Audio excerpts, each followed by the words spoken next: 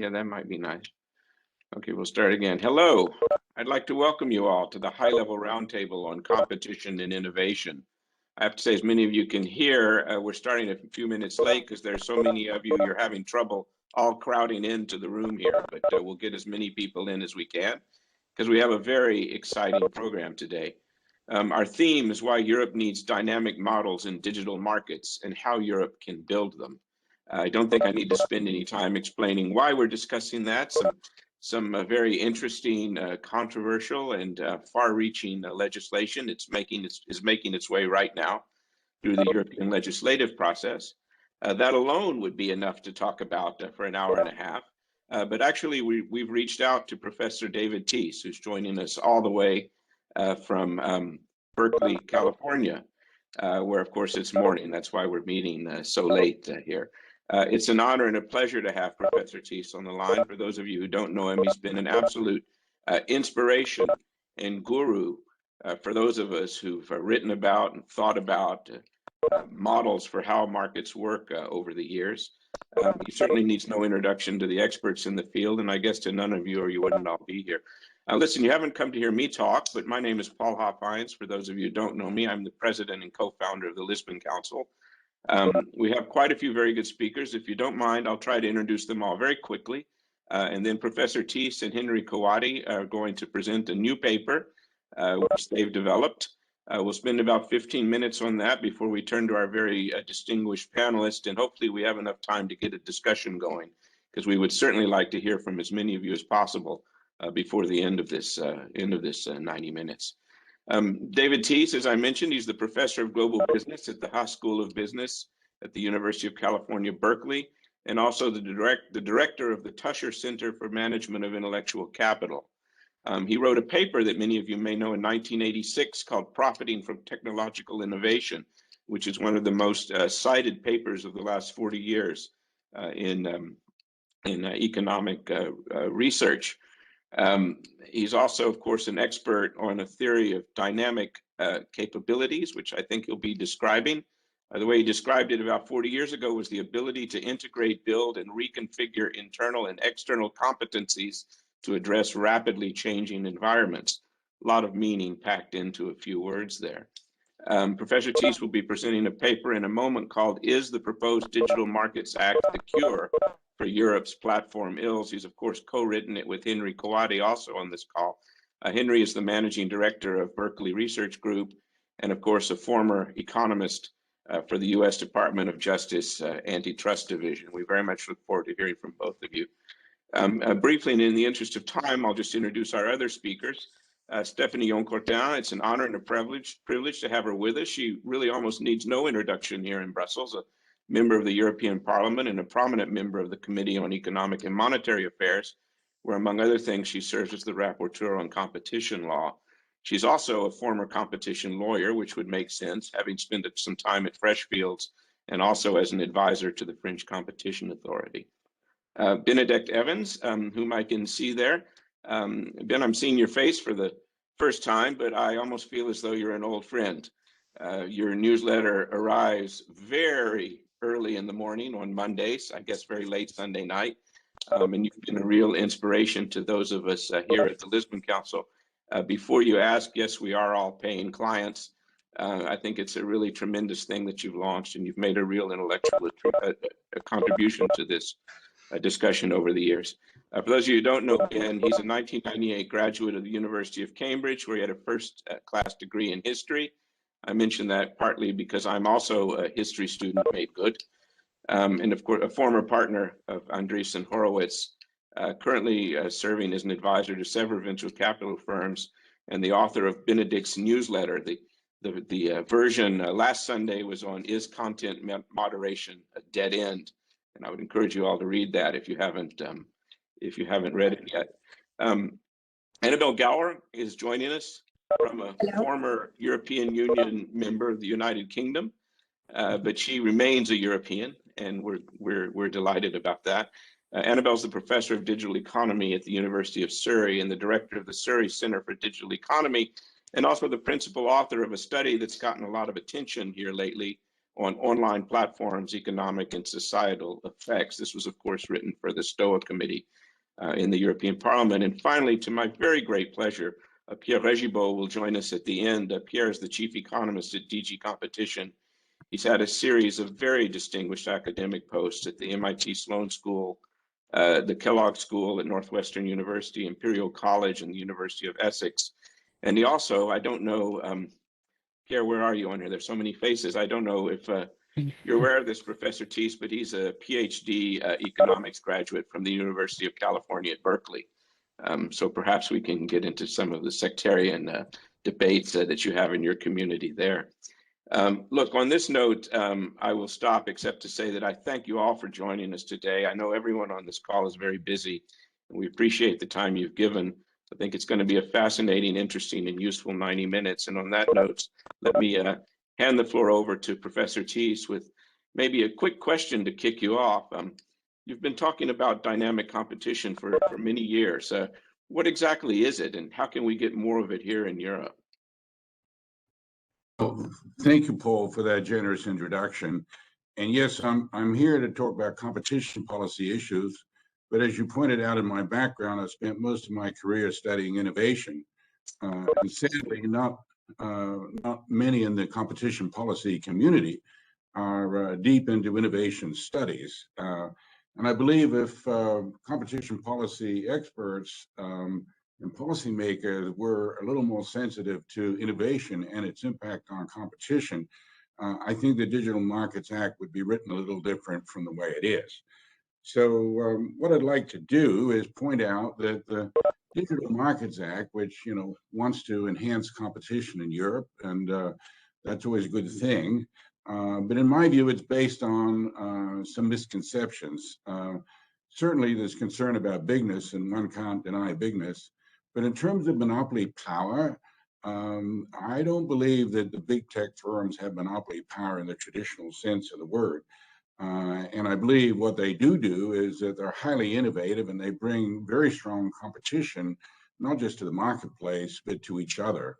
And what I want to do is try and explain why using a static, orthodox approach and the tools of static economics are really based on an industrial era perspective. Bringing that perspective to the table leads to a misunderstanding of the nature of competition. So if I can move to my first slide, please. Just turn the slides there. I'm going to talk very briefly about dynamic competition and how it's different from static competition. I'm going to talk very briefly about the nature of competition in the digital sector. And then I'm going to talk about what actually is required to promote dynamic competition, and it's something different from the DMA. And then Henry Kahwaty, my colleague at the Berkeley Research Group, will dive into the impact statement, the impact analysis, which to me shows blatantly that there is a misunderstanding about what's going on in this industry. And that wouldn't matter if the stakes weren't high, but they're terribly high, because what we're gambling with here with the DMA is innovation, the future of Europe, and also, quite frankly, the future of transatlantic relationships. And there's a whole bunch of geopolitical issues embedded in it as well. So it's absolutely critical that we come to an understanding of how innovation drives competition as much as competition drives innovation. So let me turn to the first substantive slide, please. Next slide, please. Here is sort of the traditional textbook view of the world. And of course, what I'm suggesting is that the textbooks were written for the industrial era and need to be changed. And the basic nature of competition in the textbooks is it comes from rivalry within industries and within markets. So there's this concept of a relevant market, and what you look for is to sharpen competition inside that market. And the way you assess competition is you tend to look at the number of competitors, you tend to look at entry barriers, and other structural features of the market. And if you pick up the competition policy textbooks, they do talk about the importance of innovation, but they see causation as only one way. namely the competition drives innovation. And I agree that it does. Competition is very important for innovation, but what they miss, and it's an empty piece of the industrial organization literature, is a deep understanding of how innovation drives competition. And if you don't have both sides of that figured out and factored into your analysis, you're going to be making policy errors every day. Next slide, please. So you asked, Paul, what is dynamic competition? Actually, the elements of it have been around for a long time. Joseph Schumpeter, the famous Austrian-American economist, pointed out that competition from the new commodity, the new technology, the new source of supply, the new source of organization is the competition that matters because, as he points out, it commands a decisive cost or quality advantage, and it strikes not at the margins of profits and the output of existing firms, but at their very foundations. In other words, innovation-driven competition shakes up industries and, in fact, busts through industry boundaries. And it doesn't just make marginal improvements in prices; it makes step functions improvements in quality and in cost and in price. Now, the reason why this dynamic competition idea didn't go very far is because Schumpeter didn't operationalize it. And he didn't operationalize it, and perhaps we shouldn't hold him to account on that, because we've had 50 years of economic analysis and the opportunity to operationalize this framework. It hasn't happened because fundamentally Schumpeter saw the world as being one that's in disequilibrium. That competition from innovation or innovation-driven competition leads to great disequilibrium. And my field, which is economics, can't deal very well with disequilibrium at all. In fact, 95% of our models are equilibrium models. And so for the convenience of economists, we've sidestepped dealing with this obvious fact, which I think the person on the street understands, that big tech drives competition and small tech drives competition too. This two-way causation needs to be part of the analysis. And in fact, if you just push for the traditional form of competition, you're pushing for, in my view, it's weak tea compared to the stronger form of competition that comes from innovation. So the paradox of all of this is, by focusing on models of static competition and looking for things that improve competition in the traditional sense, we've overlooked this more dynamic form of competition, which actually is what brings about productivity increases, what brings about increases in wages in many cases, and what brings about the strongest form of competition. And it also brings about economic renewal, things that Europe is deeply interested in and things that Europe doesn't have enough of. And therefore, it'd be a terrible tragedy if, in the name of competition, the DMA doubles down on an industrial era view of the nature of competition and actually foils or slows down the necessary transformation of industry in Europe. Next slide, please. Next slide, please. Now, what makes this whole thing tragic is that there's almost no mention in the impact analysis or in the DMA of what I call the spillover benefits of innovation. The analysis sidesteps that. And what we know from studies going back many, many years is that innovation not only brings private returns, it brings high levels of social returns. So we should be investing more in innovation, not less. Now, the DMA assumes that somehow, rather miraculously, if you throttle back and you open up the platforms of the big tech companies, which obviously is a disincentive for them to continue to invest in innovation, that somehow rather there'll be a doubling of innovation inside Europe. That's purely an assumption. There's no basis whatsoever And we're still, if in fact I'm right, that what the DMA does is it reduces innovation. Not only do you have less competition, but you have less spillover benefits. And these spillover benefits, drive not only the industry in which the research and development takes place, but other industries as well. So we're really dealing with high stakes here with the DMA. And in my view, we've got to bring competition policy, innovation policy, together, as well as industrial policy for that matter, because the DMA is a form of industrial policy, but it's at odds with other elements of European industrial policy. Also, I'll just leave it at that. I think that's my last slide anyway, and hand it over to Henry to point out some of the flaws in the impact analysis, which to me just manifests the fact that there's a lack of understanding of what's going on here. And let me leave the audience with a view that I believe a better DMA can be formulated if we put innovation first. Innovation should be front and center of the DMA, and it's not. Henry? All right. Thank you, David. So let's see. We're going to pick this up at slide 16. So if we could just scroll down a bit.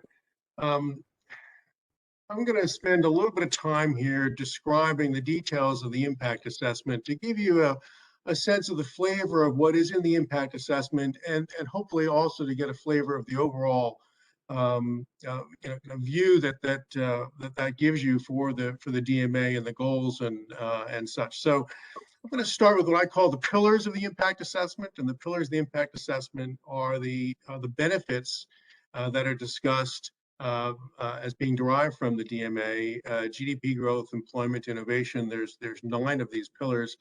I'm going to talk in a little bit of detail about the 3 that I've got highlighted in red. But don't worry, I'm not going to shortchange you. That actually covers most of the impact assessment, because the model for employment, number 2, is the same as the model used in number 1, GDP growth, which is the identical analysis for number 4. Internal market fragmentation and cross-border trade are also kind of closely related to each other. So by looking at these 3 areas, we actually cover most of the impact assessment. Let's go on and actually start with the first area, GDP growth. Next slide, please.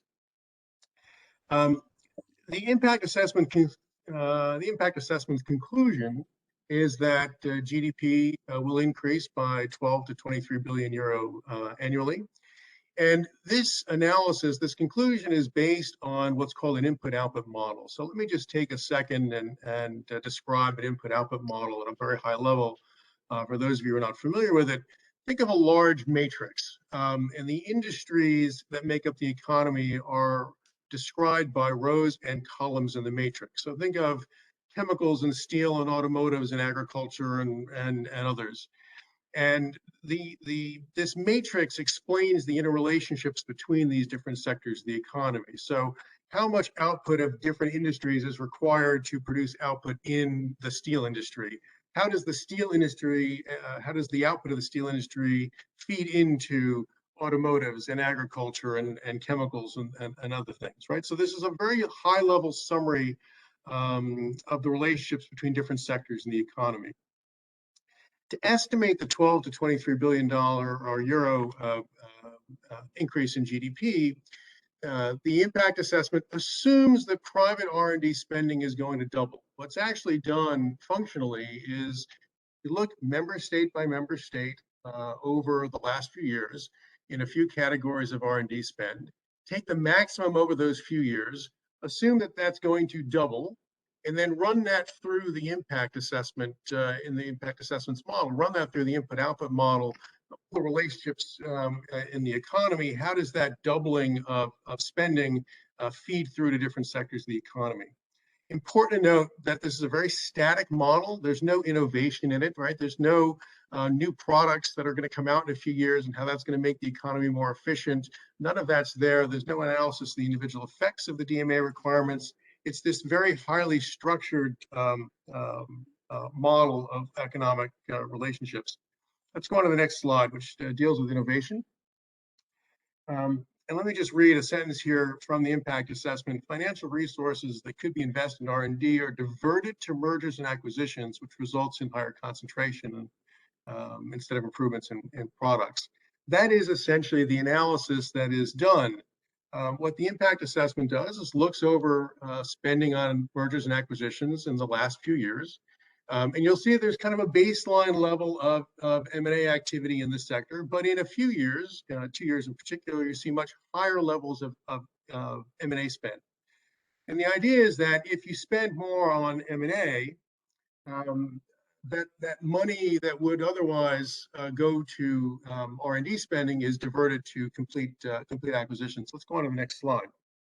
So with that type of analysis, this euro for euro M&A spending displacement of R&D spending, the impact assessment concludes that there will be an increase in spending in R&D between 221 billion euro and 323 billion euro over 10 years. There's not really any sense in this about the literature on the drivers of R&D spending, and in particular the importance of cash flows from profits for R&D spending. And think for a minute, if you will, about the companies that we're talking about, the Microsofts, the Amazons, the Googles of the world. Do we really think that they're financially constrained to the point where if they do an acquisition, they need to ratchet back their spending on R&D? These are probably not the types of companies that have those sorts of financial constraints. And I'd also like you to think for a minute about whether causation actually runs in the direction that the impact assessment assumes, or is it the other way? Do you see smaller companies seeking partners, seeking to be parts of larger groups of companies to give them access to capital, to give them resources to get their products out to a marketplace more rapidly, develop more rapidly? That in fact, maybe M&A activity promotes R&D spending, not retards it. Let's go on to the next slide. This is a chart that is in the impact assessment. This is annual R&D spending by Amazon, Google, Microsoft, Facebook, and a few others, Apple.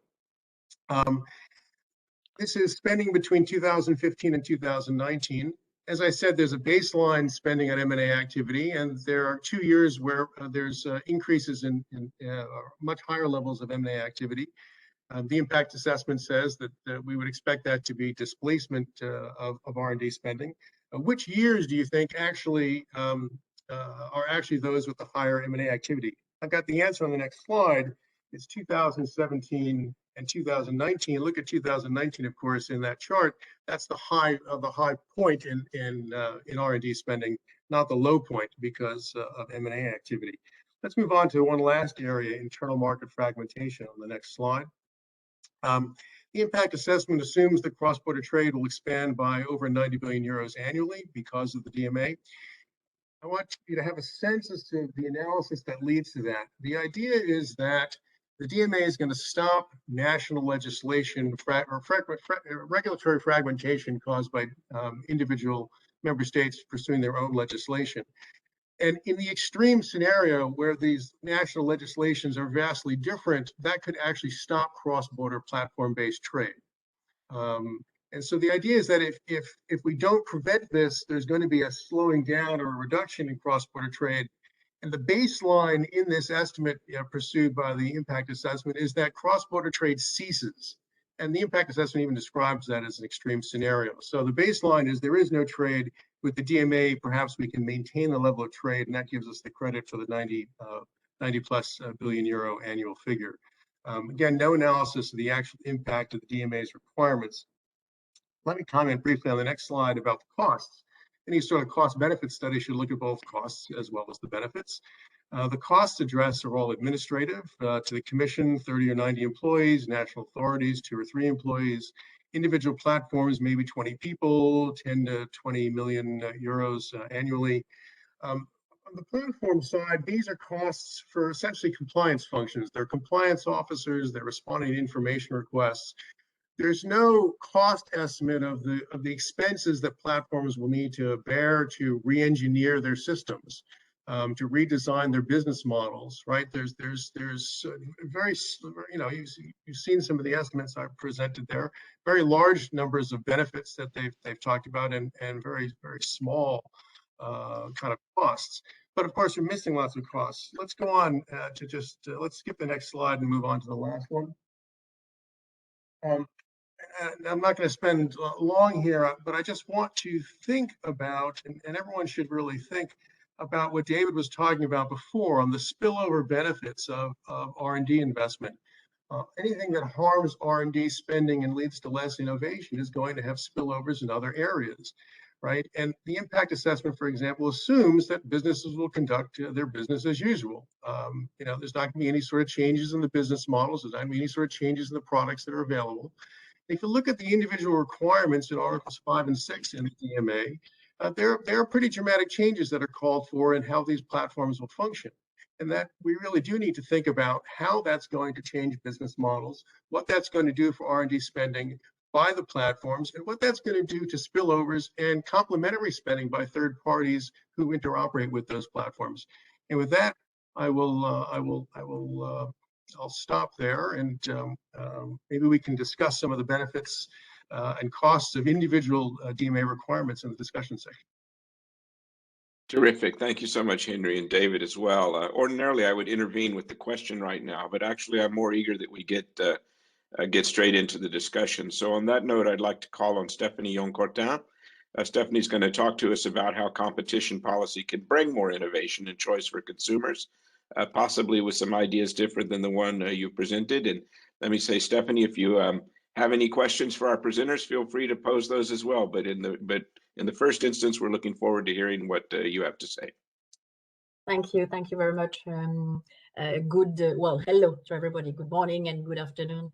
Thank you for inviting me to this event, and it's a real pleasure for me to exchange with such experts on competition policy on digital markets. Well, I am delighted to be here to share with you my views on how competition policy could lead to more innovation and greater value to consumers.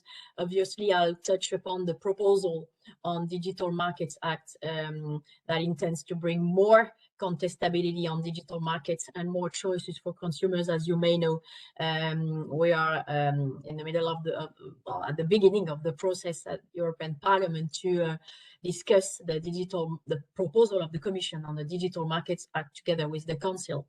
Let me start by saying that we have an efficient, I think, European antitrust toolbox. Having participated to some meetings previously when I was advisor for the president of the French Competition Authority, I remember, and I still can tell you, that European competition policy is very much shown as an example by our international counterparts, and I think we paved the way in many areas, and competition policy has brought concrete results for companies, consumers, but also I think for the society as a whole. However, I think we are all facing the digital challenge, as all jurisdictions in Europe and in the world are facing the same. It brings a lot of, I think, opportunities, but also questions as to the efficiency of our rules with regard to the diversity of markets that evolve very faster than the European regulation could ever do. And the traditional, I think, competition policy approach based on market definition, assessment of market power, and design of adequate remedies, I think, is difficult and too slow to implement in the digital space. And I think we cannot long afford waiting, let's say, 10 years to close a case. And I do appreciate the comparison previously made by the speakers between dynamic and static competition in that way. And I think, and I do echo what they said about the fact that innovation should be at the center of the DMA.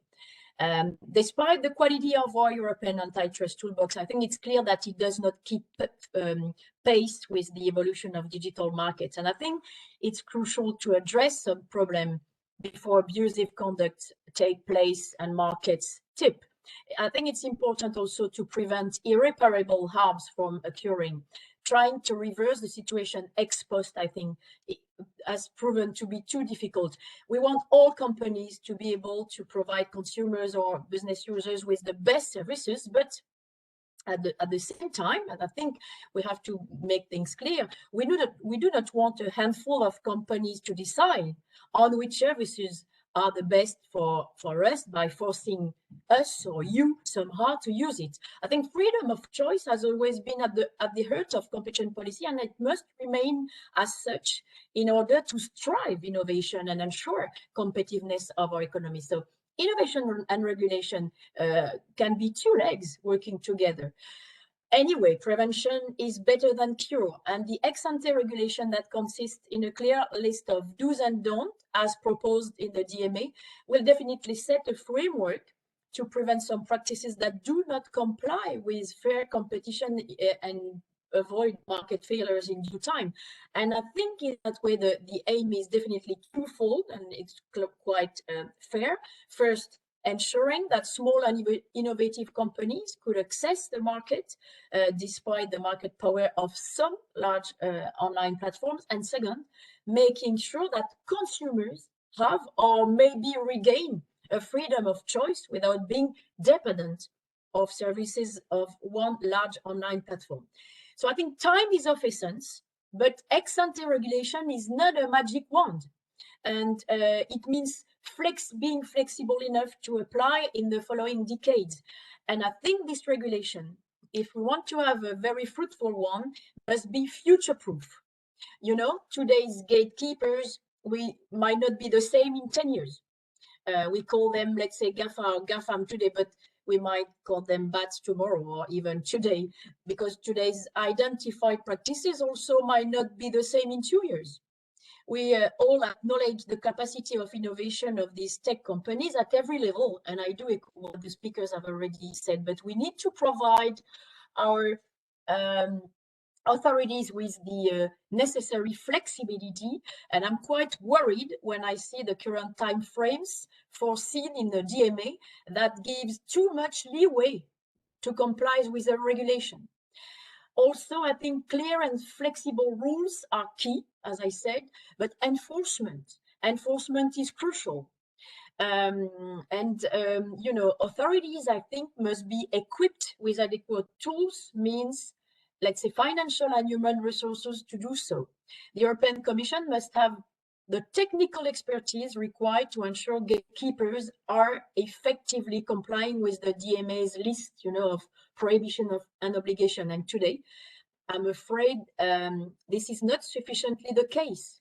We need behavioral economists, algorithm experts, data scientists, engineers, and we also need to rely on the expertise and resources that exist at national level and are not explicitly mentioned in the DMA. And talking about enforcement, it's worth, I think, recalling that the DMA is based upon past antitrust case from DGCOM. This case law will, I think, be therefore very important when it comes to implement and monitor, you know, the list and don'ts of do's and don'ts. Existing suboptimal remedies might undercut the effectiveness of certain provisions in the DMA.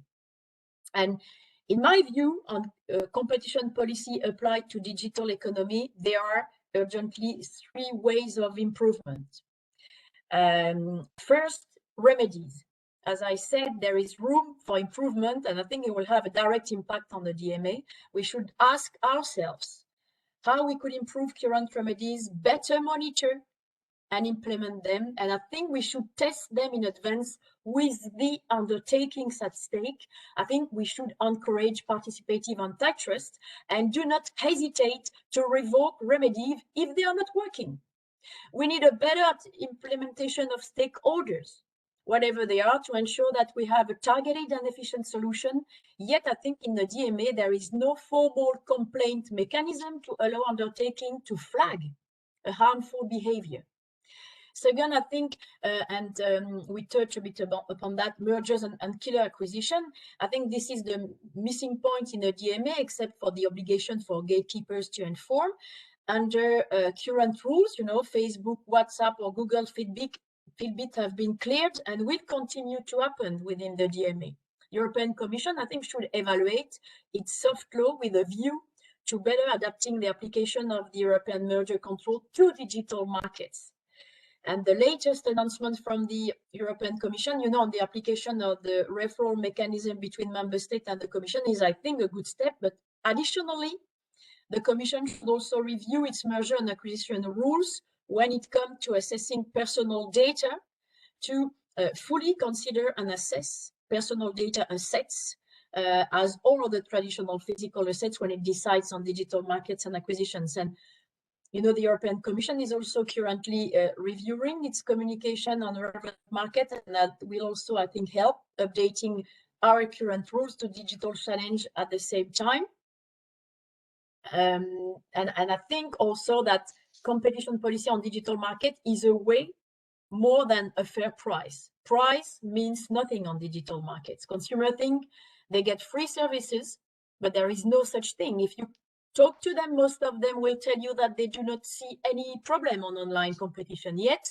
I think competition policy on digital markets is about providing consumers with freedom of choice without watering down our standards on privacy or even sustainability. And I think in this regard, consumer welfare must be rethinked. Price, I think, is no longer the central reference here. And the DMA is not a regulation against companies, I think, but it's just a regulation for all companies. I think we will not create our own European Google or Facebook with the DMA. This is not the point. However, I think there are some revolutions that the EU cannot miss. For instance, the digital transformation of European businesses through the adoption of cloud technology is a central objective of the European digital decade. Software licenses determine exactly where and how that software can be used and the price companies pay. Today, software vendors have taken advantage of their market position by using their license to restrict business users' options and impose and justify technical, contractual, or financial constraints. This is the behavior we have to change in order to foster growth and innovation opportunity for small and large companies. And to conclude, I think competition is vital to our economy. It must apply the same way offline and online. The pandemic obliged us to kind of rebuild a new economy and society to achieve this green, this digital, and this resilient Europe. I think the COVID crisis also underlined the role of competition rules for consumers and businesses. You know, in France, one politician, not very far from my political family, but not within my political family, used to say, l'État ne peut pas tout. It's the same with competition. It's the same with competition policy. Competition rules are only a tool, but I think they are not enough. They must be seen in relationship with our sectoral policies and objectives democratically set by the EU. And I do echo what the previous speakers told David about the interaction between innovation, between industrial and competition policy. Competition policy is not a political weapon, or does not be served as a political weapon against our partners, but just a tool to ensure a level playing field for all stakeholders in our internal market and freedom of choice for consumers. Stephanie, thank you so much for that. And you made me realize that I forgot to mention that the paper will be sent around to everyone on this call after this event. I apologize because that puts me at an advantage. It's an asymmetrical market because I've actually read the paper. I wanted to ask you a question based on what Professor Teece and Mr. Kahwaty have written. I think their fundamental argument, and Professor Teece, you can grade me on this later, but I think fundamentally what they're saying is that the risk here is that the DMA will disincentivize the kind of core innovation that drives the economy and society forward, that it will take away incentives to invest in the kind of market making changes that one sees from real innovation, and instead push innovation to the fringe, essentially make companies dependent on trying to derive businesses from the data that they get from GAFA as a result of the DMA remedies or maybe IP that's brought open, and that in turn would have the contrary effect, that it would actually increase dependency on GAFA rather than lower it. I'm just wondering how you respond to those arguments, and whether you think there's anything to that.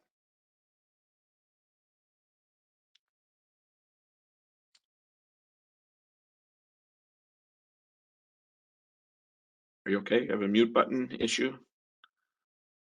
Could one of my colleagues unmute Stephanie, please? Yeah, thank you. Well, Okay. I think, as I said, the DMA should strike the right balance between regulation and innovation. And I think dominant positions are fine when they are not built on anti-competitive practices. They must be the result of offering the best services, and in order to do so, we need competition to foster innovation and consumer choice. But we must ensure at the same time that we set the right obligations, taking into account not only business users, but also end users and consumers. If you ask a citizen in the streets if he has any problem using GAFA services, he will tell you that he does not, and he will probably tell you how amazing all these services is offered. This is true. However, consumers care more and more about their privacy, for instance. If they want to choose a more privacy-friendly initiative than Facebook or WhatsApp, because in particular of network's effect, they cannot do it without sacrificing the networks of friends that they have built up on that platform. So I think effective interoperability will be key, and it will give a real opportunity for freedom choice for consumers, but also for offer more alternatives. Sorry, I've got a big echo. I don't know if it's your case, but what I wanted to say is that I think we have to strike, as I said, the right balance between regulation and innovation, and maybe putting a bit more innovation at the core of the DMA. Okay, thank you. I think on that note, we're going to turn to our next speaker, who is Ben Evans. Ben, I'm sure you don't need a question to prompt you in any particular direction, but I think one thing we would love to hear from you is there's an implication here that the big tech companies have stopped innovating. Is that the case? And I guess my second question to you, if you don't mind, is you're a very distinguished and experienced venture capitalist. Why haven't we been able to get more venture capital going here in Europe? And of course, you're welcome to come in on any other points in this discussion too. And it's a pleasure and an honor to have you with us. Thank you. So I suppose maybe 3 or 4 different observations. The first is picking up on the paper. If you think about the history of the tech industry over the last 30 or 40 years, there was a period from the mid 60s, maybe earlier, until the late 70s or early 80s, when IBM dominated the tech industry. And IBM made mainframes. Mainframes were the the center of the solar system. Mainframes were the dominant paradigm of computing. IBM dominated that. People used to talk about IBM and the 7 dwarfs because it had 7 competitors, and it was much bigger than that. It was Big Blue. And there was a big antitrust case that in the end was abandoned because it had become irrelevant, because the center of the tech industry had become PCs. And PCs were the center from the early 80s to, depending on how you count it, maybe the late 90s, maybe the early 2000s. And Microsoft and Intel won PCs. And so that was the center of the tech industry. And then from the late 90s, it was the web, and then it became smartphones. And there are people creating companies now who are not born the last time anyone was actually afraid of Microsoft. Now, the second observation to link into that, though, is that IBM is still around. And IBM's install base of mainframes actually carried on growing until about 2010. The installed computing capacity of mainframes grew until about 2010. Microsoft, very obviously, is still around. And so what happens is that mainframe business carried on and the PC business carries on. It just stops being the center of the tech industry, and it stops being the center for innovation. So maybe one of the market definition questions here is, are you worried about the mainframe business, or are you worried about using the mainframe business to dominate the tech business? Are you worried about PCs, or are you worried about the PC being a way that you dominate all other innovation and squash out everything else that's being created? Because clearly Microsoft has dominance of PC operating systems, but that doesn't get them to dominance of anything else, because that's not where companies are created or where technology is created anymore. Now, obviously that, you could make the same point about the shift from ocean liners to airliners. Except that in the tech industry, this happened. This clearly happens in every industry, but in the tech industry, it happens very quickly. I mean, both of those cycles I've just talked about are 10 and 15-year cycles, which incidentally is inside the operating cycle of the antitrust industry. So your company has become dominant. By the time the antitrust industry is suing you, It might be sort of, not only might it be too late, but it might also, we know it might also now be at the point that something else is coming along that's making you irrelevant anyway. That's certainly what happened to Microsoft. By the time they were in a lawsuit, the web had already exploded. And so I think that kind of takes me to a sort of second observation, which again I think links to some of the comments that are in the paper, that I don't think anybody on this call seriously believes that Sundar Pichai worries more about Bing than he worries about Amazon. You know, Bing is a search engine. It's a direct competitor with Google. It has what, 5-10% share maybe. That's not Google's competitive threat. Google's competitive threat is that people make their purchasing decisions on Amazon instead of on Google, or indeed they make them on Instagram instead of Google. And it would be very hard to draw up a kind of a textbook market definition that said that the main competition to search engines are Instagram. And yet that's actually kind of where the competitive threat is, because that's where you change the fundamental way that you address the customer's problem. To give you a kind of an even more concrete example right now, I would hope everyone on this call has been paying attention to Shopify. Shopify provides a publishing platform to make it easy to make your own online store. Last year, about $120 billion of purchasing was made through Shopify, and that had doubled year on year. So in 2019, it was about 60 billion. In 2020, it was about 120 billion. That gets it to being about 40% of the size of Amazon Marketplace, which is, I think most people know, is about 60% of what's sold on Amazon. So there is this thing that no one had heard of 4 years ago. It's now 40% of the size of Amazon Marketplace. It's not a marketplace. It's a tool to let you sell direct. And so it doesn't look like Amazon. And it would be very easy to draw up a market definition that says Shopify doesn't compete with Amazon. It's a different thing. And yet that's probably Amazon's biggest competitive threat at the moment. And so I think as one thinks about market definition, it's kind of the challenge here is that your competition, that Microsoft didn't compete with IBM by making better mainframes. Google didn't make a PC operating system. We could have been having this conversation in 2005 and said, well, clearly it's going to be impossible for Facebook to compete with Google because Google has all your data. And yet Google failed repeatedly to make a search engine. IBM failed in the PC industry. Microsoft failed over and over again on the web. Microsoft failed in mobile. And at this point, people in the competition industry tend to say, oh, well, Microsoft failed in mobile because of all of the antitrust intervention. If we had somebody from Nokia on the call, I'm not sure if they would laugh or cry when they hear that, as would people at I think we do have someone from Nokia on the call, and I'm sure he's laughing right now. So. And so you sort of have to sort of look at this and think, well, why was it that Microsoft failed mobile? It wasn't because 5 or 6 or 7 years earlier, a judge was really mean to them in the courtroom, but didn't actually do anything that affected their mobile business. You know, what would Microsoft have had to have done to win in mobile? Well, they'd have had to make an open source free operating system that had no compatibility with Windows. Imagine saying that to Bill Gates and Steve Ballmer in 2007. He'd have looked at you as though you'd grown a third arm.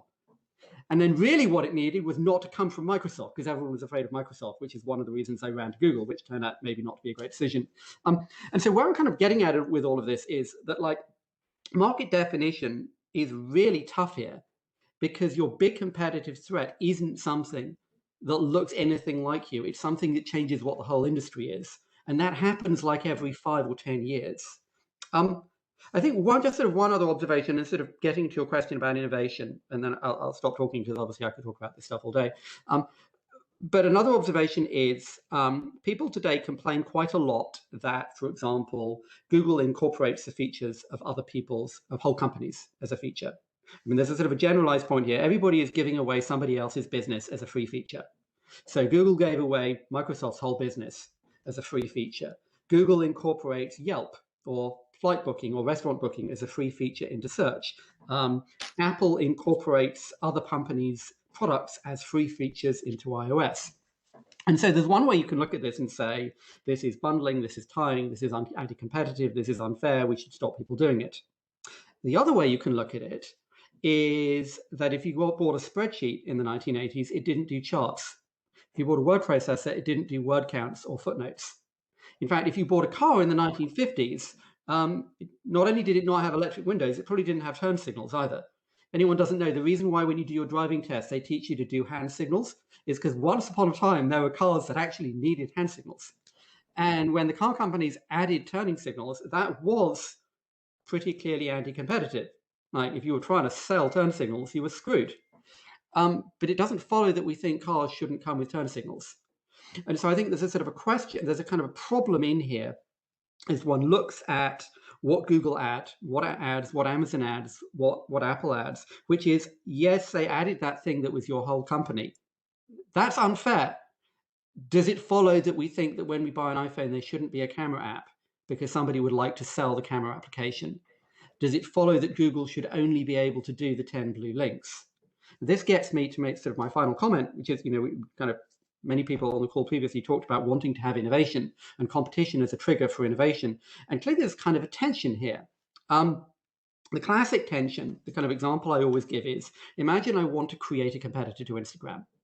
So clearly what I want to do is I want you to be able to tell me who your friend, not just to see your pictures, give me your pictures, but also I need to see who your friends are because I need to have that social graph so I can share pictures with my friends in this new app. But the problem is, to make a good competitor to Instagram, I don't just need to see your friends. I need to see who liked your pictures. And that's not your information anymore. That's their information. I also need to see what pictures you liked. And those aren't your pictures. Those are other people's pictures. I need to see what other pictures were in those accounts and who else liked them and what other pictures those other people liked. That's to say, when people use these phrases like you should own your data, or your data should be portable, that data is the center of a mesh of information, most of which isn't yours, it's other people's. And so there are sort of very fundamental conflicts between something that would be pro-competitive and something that would be pro-privacy, something that would be pro-child protection or something that would be pro-privacy, something that would be pro-competition or something that would be something that would be might indeed be pro-innovation.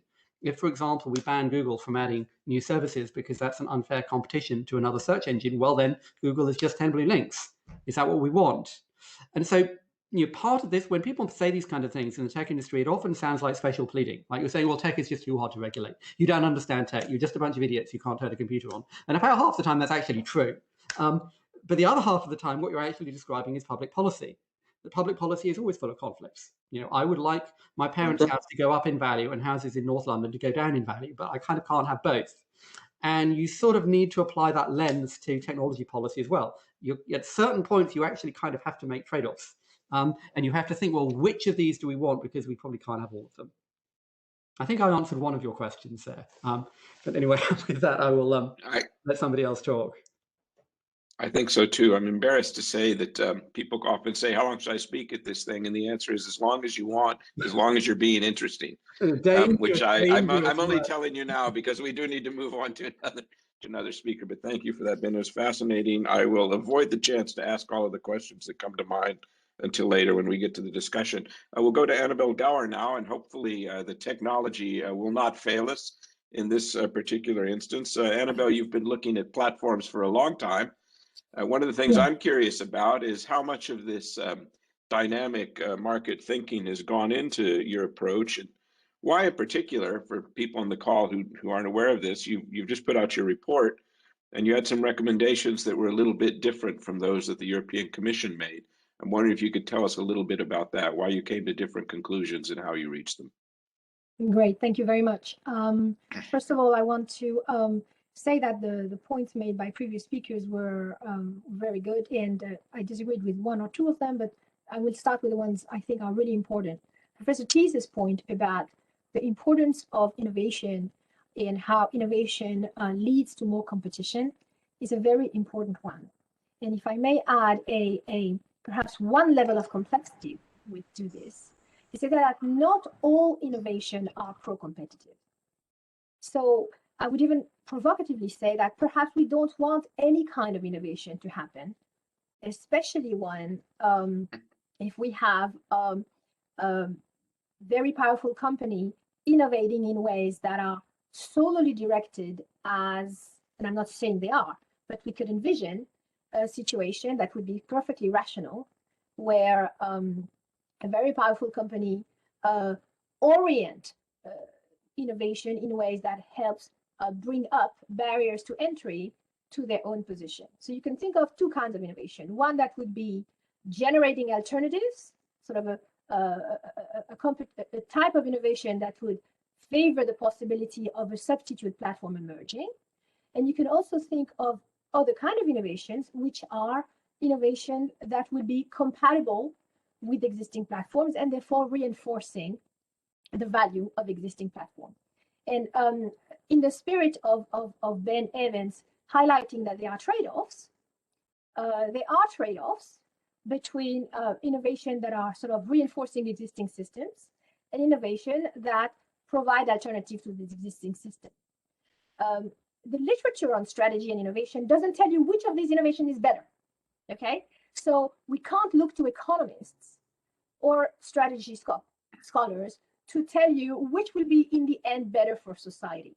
But I think what we have to recognize, and I very much agree with Professor Teece again about the limits of a static view to competition, especially when those static models inform legislation, is that we need to look a little more carefully as to how the incentives to innovate are affected by regulation, but also not be naive or not be complicit to certain views that assume that any innovation that's going to come from dominant firm is necessarily going to have those spillovers that are good for society that the report said. So that's one first point.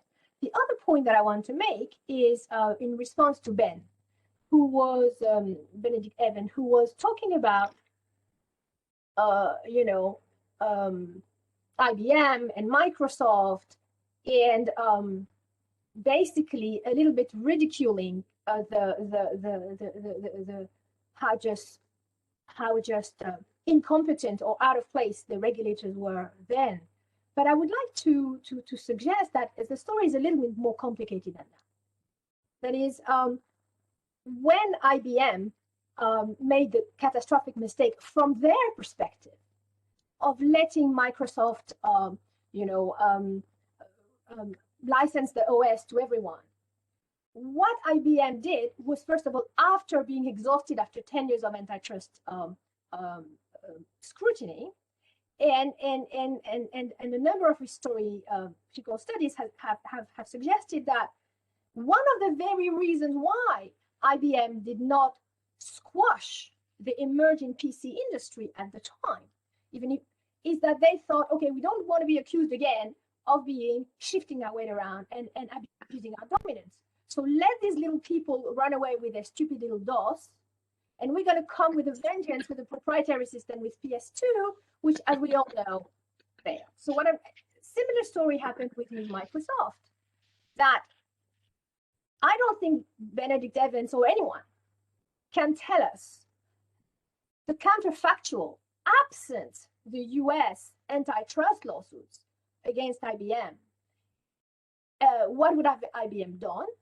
And absent the antitrust lawsuit against Microsoft, what would IBM done? What I think is not persuasive is to think that these antitrust lawsuits had no effect or only bad effect. The truth is, we will never know what the world would have been like if IBM or Microsoft, if IBM would have never let Microsoft go on and help create a diversified industry. So the reason I'm saying this is that I agree with a lot of what's been said, but I would like to build on a point in the report of Professor Teece, who taught us since 1986 the importance of complementary assets and the importance of ecosystem, the importance of complementarities in innovation here. I don't think that static competition tools are going to help us, but I also think we need to understand that the problem is not only not letting rivals in, it's also how platform firms govern their ecosystems. And I think if we only look at the situation using the tools of competition, and even making it more sophisticated to look at competition and how it interrelates with innovation, we're still missing a conceptual piece of the picture, which is that those platforms have a power to stimulate innovation, which is fantastic, but they also possibly have the power to erect barriers to entry and to suppress a certain kind of innovation, which is a kind of innovation that would be eventually dislodging them because they have the incentives to do so and because they have the capabilities to do so. So the situation we're facing now is not that the platform firms want to prevent all kinds of innovation. Of course they don't. It's not that the platform firms are only threatened by people in their very market, like Benedict explained. Of course not. That is not the issue. The question I think we need to ask ourselves, because we're not just here advising companies. I think the reason why this discussion is happening is because at the societal level, there is a question that needs to be asked, which is what is the implication of the behavior of these few actors on the welfare of the society? And I think that this high-level roundtable discussion with people who are all extremely, versed in what they do is, I think, an attempt to raise the level of the discussion.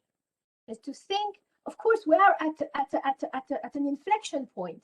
It's a particularly dangerous time, we could say, but it's also a particularly opportune time, where, because of a variety of reasons and some political pressure, there is, of course, going to be some regulation happening, and probably in Europe before other countries. Okay, so the question is, how can we use this time and this dialogue that is happening just today, but also between companies and between regulators, so that the rules that are going to come out are going to be allowing the value creation potential of the digital economy to fulfill its potential.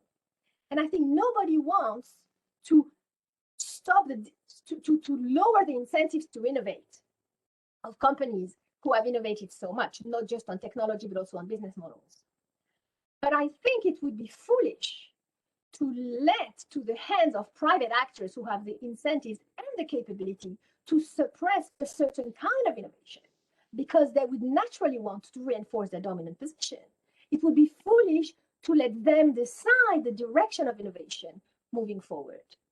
So this is the gist of what I would like to say. I'm very happy to show just very quickly 2 slides if I have the time, or just refer to that later. I don't want to take too much of my time. So I will leave a poll to let me know if you want me to show a couple of slides summarizing the report or not.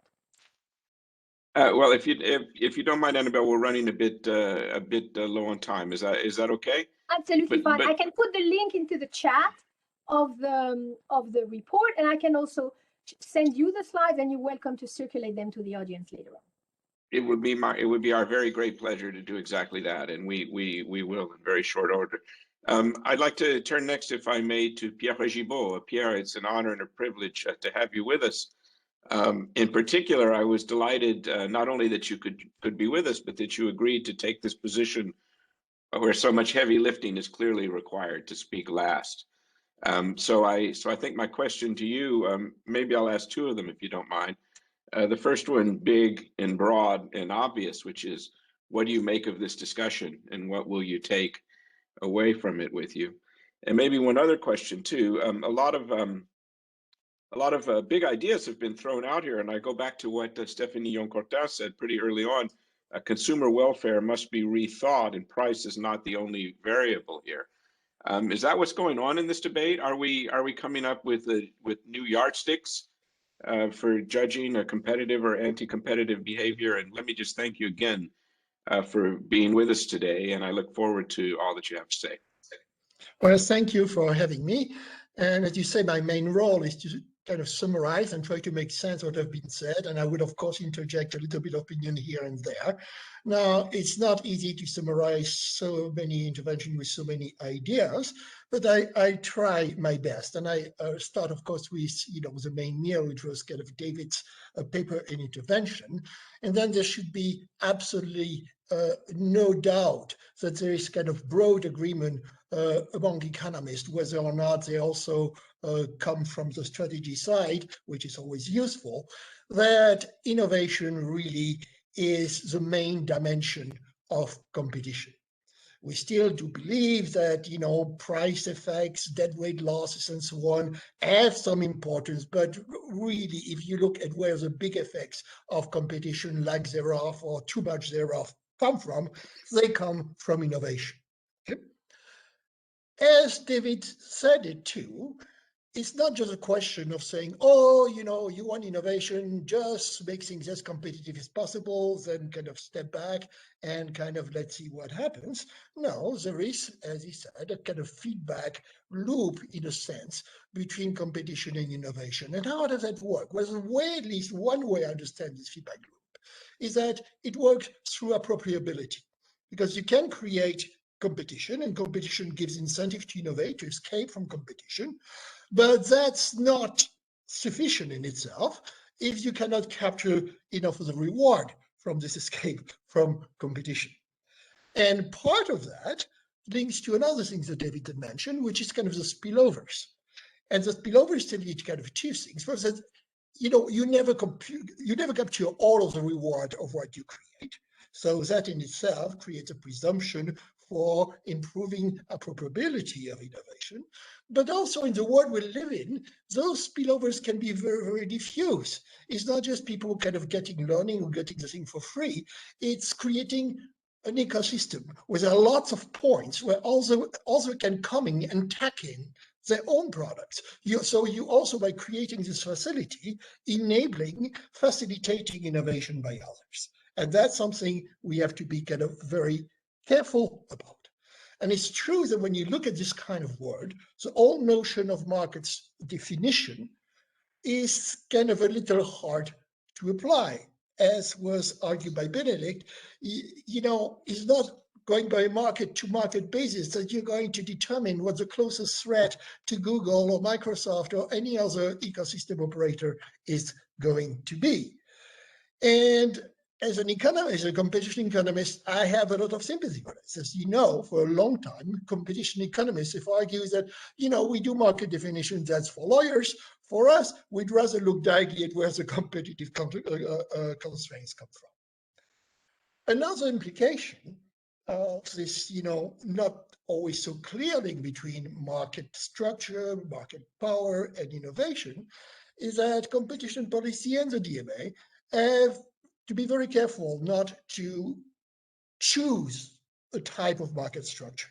And in this case, they have to realize that while you have an ecosystem might be big and might be frightening and might be used for evil, ecosystems also do compete with each other, and competition between ecosystem invading each other's turf is certainly one of the main motors of competition in this kind of digital markets. So the goal should be to have a situation where ecosystems compete with each other at the same time creating enough probability for firms that don't have their own ecosystem to contribute the complementary innovation. So lots of agreement, I think, there. On the other hand, I must say that I did not quite understand why my American colleagues really alarm about the DMA. There seems to be, so let's go a little bit through the DMA and what might be bad or not. One point is that before we do this, frankly, if we were really serious about answering the question, is the DMA the answer to the European digital problem, one should first have to identify precisely what the digital problem is, and second, determine what the cause of this problem is. Telling me whether the DMA is a solution or not when we haven't discussed the cause seems to me a little bit illogical. But I don't have time to go through this, so let's go through the DMA itself. First, the DMA is not about market power, emphatically not. There's no notion of market power, there's no notion of dominance. This is about companies that are big and that influence different parts of the economy. It would be a bit silly for society not to worry about companies that have this feature. This is a completely different concept from the concept of market power. So what does the DMA say? It says, well, we're going to have essentially a bunch of fair trading conditions. Well, there's nothing new there, you know. Local competition authority already have fair trading power. Here, we're just essentially moving some fair trading power at the level of the EU. I don't see why fair trading regulation would be bad for platform, while technology tends to be pretty good for others. There's transparency. And there I go back to what Stephanie said. Transparency is important from the point of view of consumer. For example, you know, if you have a buy box and I, as a consumer, have absolutely no idea of the criteria that you use in order to put in the buy box, that certainly is not the kind of outcome we would want to favor. So far, I must say, I haven't seen something that would be an obvious obstacle in the way of continued information by the platform. Then we have things you cannot do. You cannot do MFN. That's something that for firms of that side would be true, even if we had to go through a competition law cases. So why not make it kind of clear and transparent from the beginning? You get into something that becomes a little bit more controversial when you talk about the no steering, because the no steering comes into appropriability, going back to my initial discussion. So I do agree there's going to have to be a little bit of care given into what is kind of seen as steering or not, and what the limit on steering or not steering will be. It's not a clear-cut issue, and one needs to be careful. Then let's move to what maybe the more controversial part. You have self-preference. And again, self-preference is the gray area, and if it's badly applied, it could decrease appropriability enough to have an adverse effect on innovation. But that's one of the reasons why this is not one of those black clauses. This is one of the gray clauses that has to be kind of negotiated, discussed with each platform separately, again, evoking what Stephanie called this cooperative approach to antitrust. So yes, we have to be careful as to what becomes of this in practice, and as the DMA makes its life through the approval process. Then you have interoperability. And again, interoperability doesn't mean expropriation of IP. It just means essentially agreeing on standard and agreeing on making kind of interfaces that are not artificially made impossible to work with other technology. Again, I don't see what the strong direct effect, negative effect on innovation is. Now, when we move to data access, on the other hand, yes, I think one has to be very, very careful. And again, the DMA at this stage is quite vague, and a lot of attention is going to have to be put to what content is put in it. Distinction between different type of data. As Benedict mentioned, you know, property rights on data is not that obvious, because if you look at the data you use, some of it is generated by yourself, some of it is generated by others, some of it is generated by the platform. So in order to kind of retain incentive to generate this data, one has to kind of respect who is responsible for the emergence of this data, and even just technically, if not legally. This is actually a very, very difficult problem. So yes, I think that in terms of data access, one should be careful. One should also know which data set are likely to be essential facilities. I still haven't seen much evidence as to what of data sets show increasing economies of scale over a wide range and things like that outside of search. If we don't know this, can we re-mandate access? And also, of course, if the data has been developed by the platform, access should not necessarily be free access. And we hit, as we always do in those cases, the trade-off between reward, appropriability, and enough competition. So I realized, yes, there are dangers within the DMA. I don't think that the DMA has to be dangerous. I think at the stage we're at, all is still to play for. We just have to be careful as kind of we move to things like interoperability, self-preference, and data access. And then finally, the last comment, I also want to rejoin Annabelle and a point that it's not enough to just say, oh, okay, innovation, DMA is bad for innovation. The quantity of innovation is not the only thing that matters. The direction of innovation is important, and is something which is very, very often neglected in the economic literature and in competition context. Just to give you a very old example, it's the old Microsoft case, the workstation cases. You know, there was a requirement that Microsoft give access to the interfaces, and Microsoft, oh, you're going to decrease our incentive to do innovation. One of the answers is that maybe you spend a little less time doing innovation, changing your API without increase in functionality, just in order to prevent interoperability and spend a bit more of time doing something which is worthwhile for society and consumers.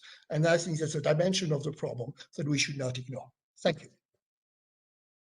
Pierre, thank you for that. I almost wish you'd gone first because we could have spent an hour just deconstructing all that you had to say there, but it was fascinating, and thank you for taking us so deep into your thinking on this issue. I'd like, first of all, we're going to return to Professor Teece and Henry Kahwaty to ask if they'd like to come back on any of this. And in the meantime, let me just say I've been remiss. I forgot to point out to everyone that we do have a chat room, and I think everyone is reading the messages in the chat.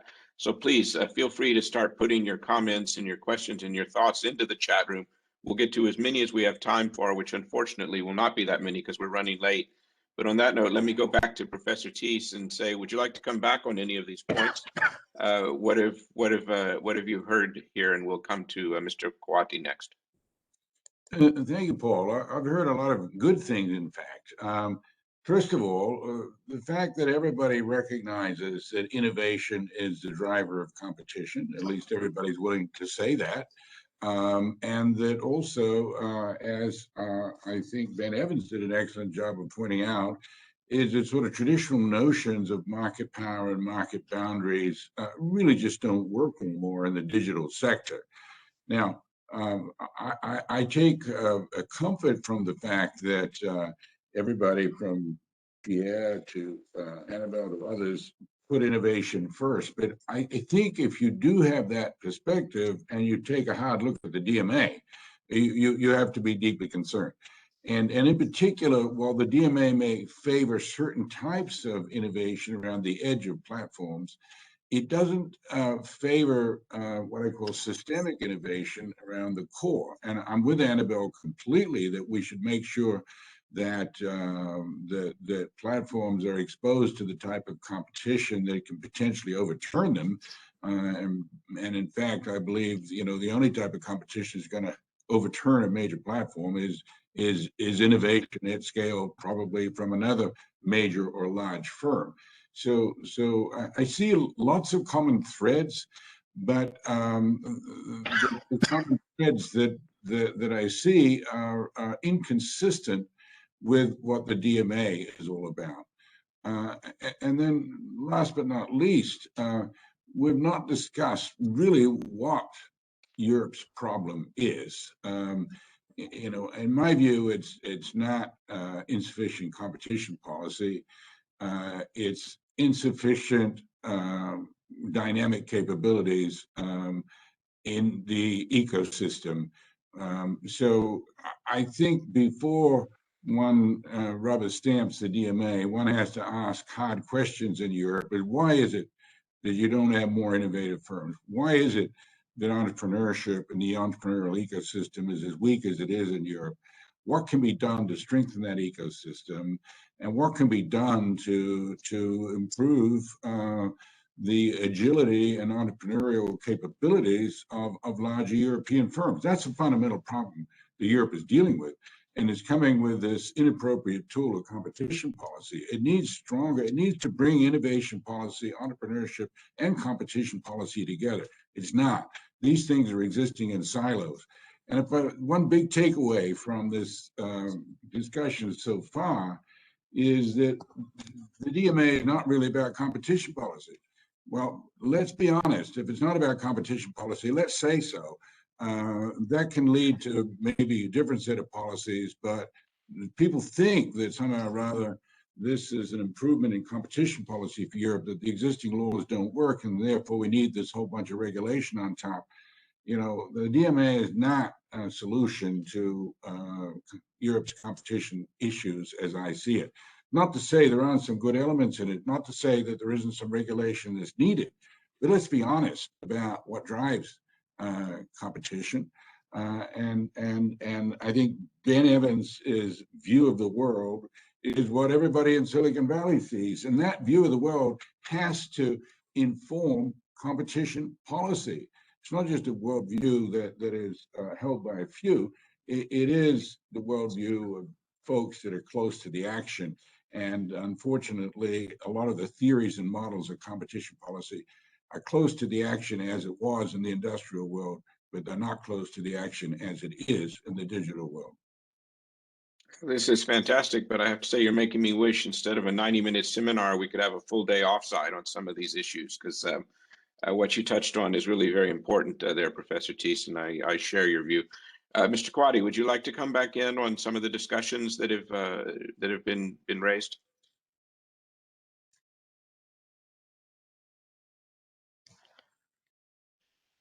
Are you there? All right, Is off there a mute. mute? Okay, very good. Okay.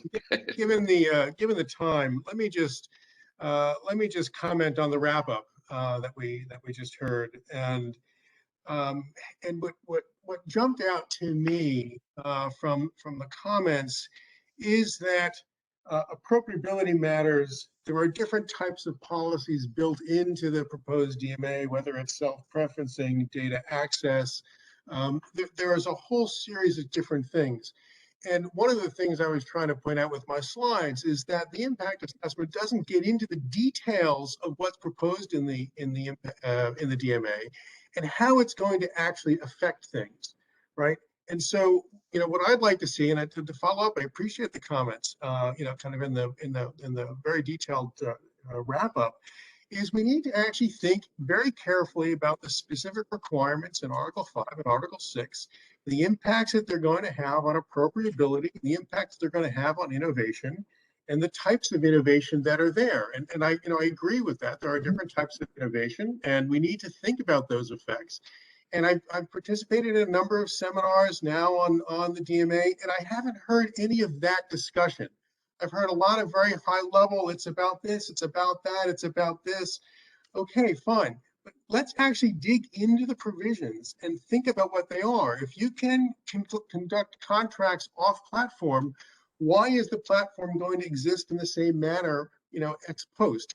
If the Google search engine results can be given to any other search engine at a friend price, who's going to invest in developing an alternative search engine when they can just get the results they need from Google? And why is Google going to invest in that?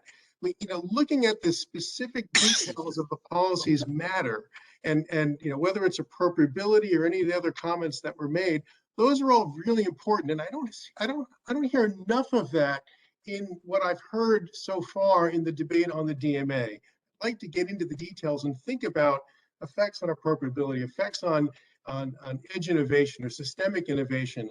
All of that is really important and needs to be part of the debate. And with that, I'll close. Thank you.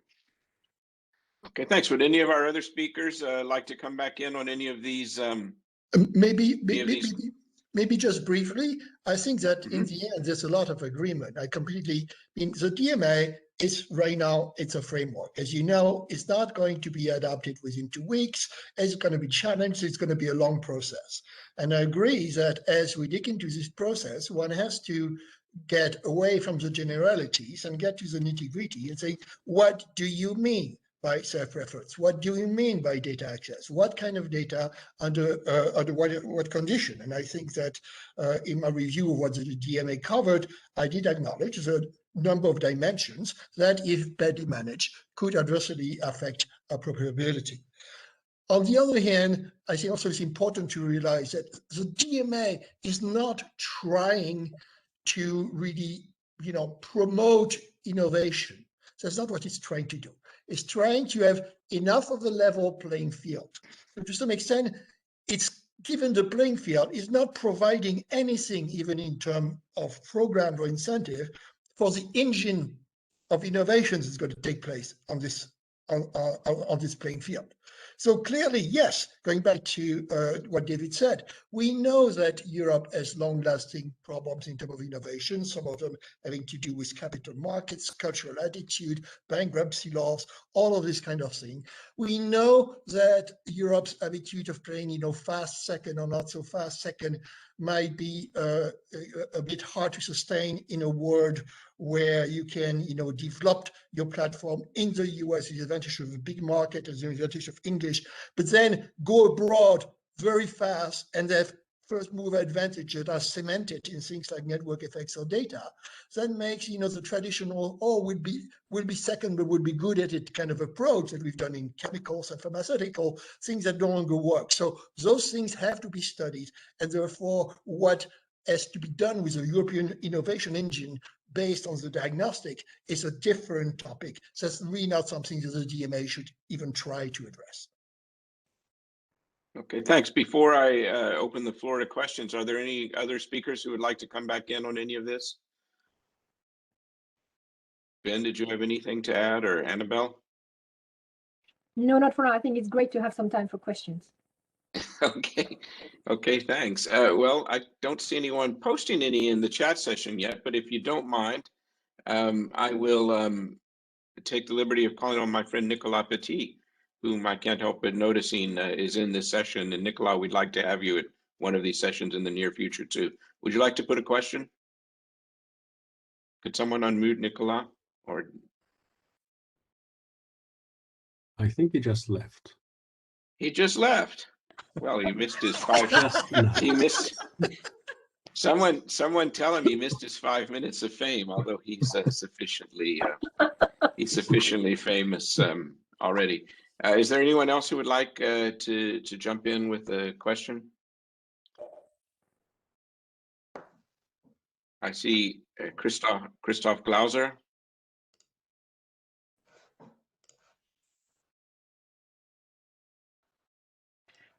May I intervene just before someone else decides to ask a question, just because? Sure, and by the way, I'm tempted to say you can show your slides now. Oh, show my slides now. Why not? Happy to show my slides. Yeah, that's fine, because that's related to what I wanted to say. So let's do that.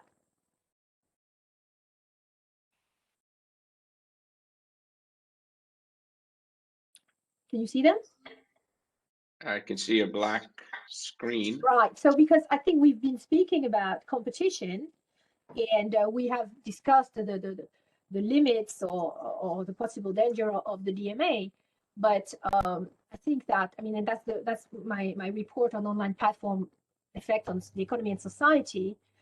Try to highlight is that it's not just a competition issue, and I think that the reason why there are attempts to regulate the platform economy is because of the confluence of issues.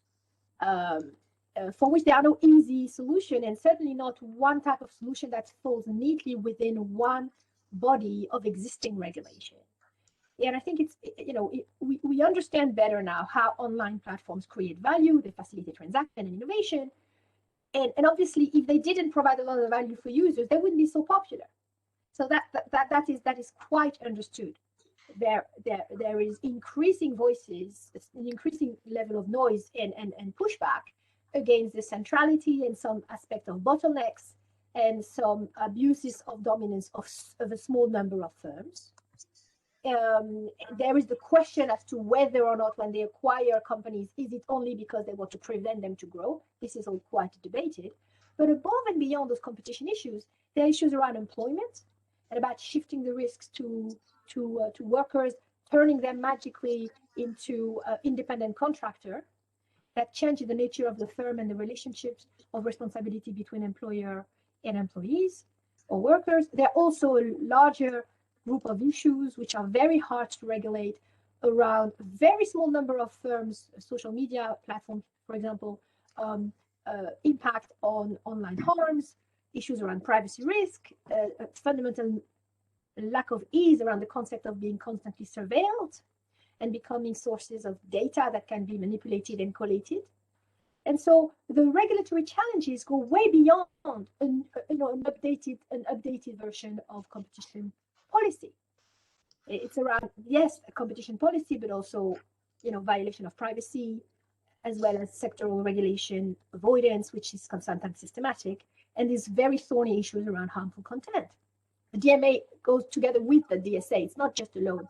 So I will not go at all into the debate, but just if you could focus on the bottom right box of this slide, which I think is really important to build together a new way to regulate. So we heard the word participative antitrust, which Jean Tirole mentioned, and Mrs. Yon-Courtin also mentioned. It sounds great. We still don't know what that means. So now is the time to innovate on institutional arrangement and on dialogue, so that those who are close to the action as Professor Teece mentioned, close to the action of Silicon Valley, and that's where the action is, dialogue more effectively with those who have a collective good at heart and that are democratically elected.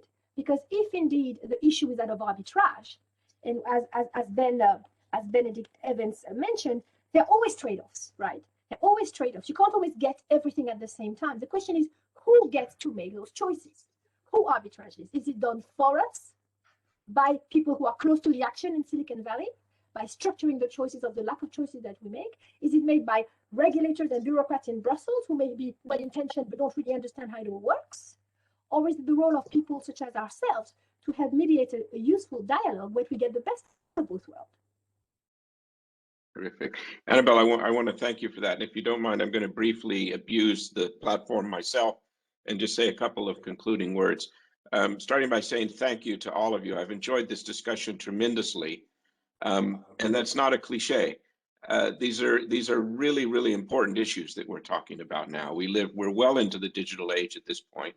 And I think there's a consensus among everyone, technology companies included, that something needs to change, that we need to find better ways of dealing with these issues, of making technology a force that continues, and I use that word continues deliberately, continues to support democracy, because it does. I read sometimes that it's undermining our democracy, and that is going on out there. But our challenge is to make sure it continues to support it. And I've heard some fantastic, interesting opinions in this discussion, and I've seen and felt the seriousness that everyone is bringing to it. So let me thank everyone for that, and I can only encourage you to keep talking. I mean, these are complicated issues. No one's quite figured it out yet. And the more we talk, the closer we get to a solution that will benefit not just us, because historically, who cares about us? The question is the big world around us. But we bear a responsibility towards that because of our work and our life and the way we spend it. So on that note, let me just first of all thank all of our fantastic speakers right here in Europe, and in particular, the pretty large contingent of folks who are joining us this morning from Berkeley, California. That's a real effort, not just to get up so early in the morning, but to spend so much time studying the detail of these issues that take up our lives here. Let's have a great thanks for the friends and colleagues from Berkeley, and a thanks to everyone else on this call as well. Thank you. We'll adjourn now, but to be continued, and I hope to see you all soon, hopefully at the Lisbon Council.